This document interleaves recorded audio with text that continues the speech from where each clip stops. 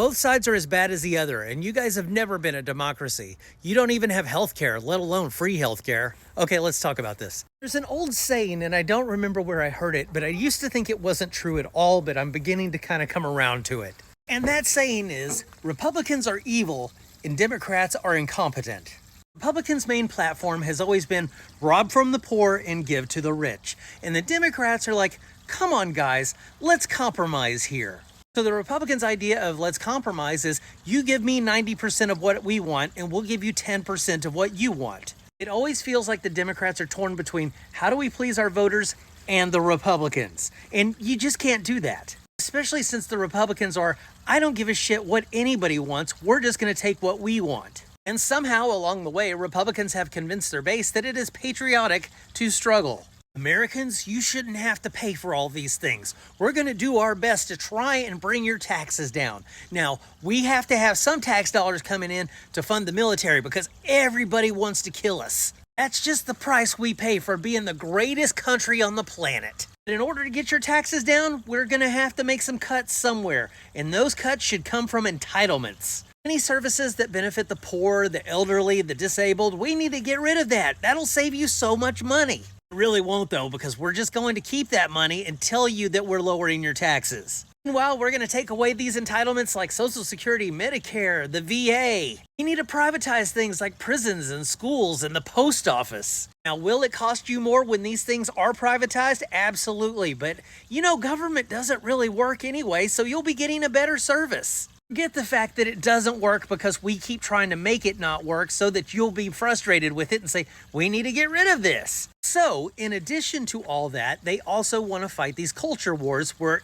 they want to get rid of anybody who is not a straight white Christian.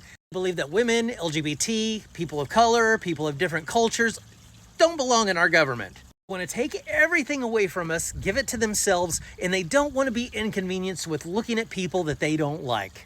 Democrats, on the other hand, they'll show up to a gunfight with a PowerPoint presentation on incremental changes. They just want to tell you about all the baby steps they want us to take to get to this better world that we're never going to get to because the Republicans keep pushing us backwards. The Democratic Party is not doing everything in their power right now to flip these few congressional seats that are coming up pretty soon. Watch the Republicans fight dirty and they're like, well, we don't want to stoop to their level. Why the fuck not? The whole when they go low, we go high is obviously not working at all. And you're right, we don't have healthcare in this country, let alone free healthcare. And that's something we absolutely need to fix. Now that we've seen how Trump does everything, this is exactly what I want from our next Democratic representative who becomes president. First thing that they need to do when they get into office is dismiss all student loans and legalize that stuff that has been under prohibition for way too long. Need to implement a 90% tax on billionaires and huge corporations. They need to start an agency throughout the country to police the police. Yes, they need to implement Medicare for all, for every single person in this country. Now, we might get some pushback from that. We may have the courts say, you can't do that. But some of it's going to get through in the meantime, right? Seems to be working just fine for Republicans. Why can't we do that?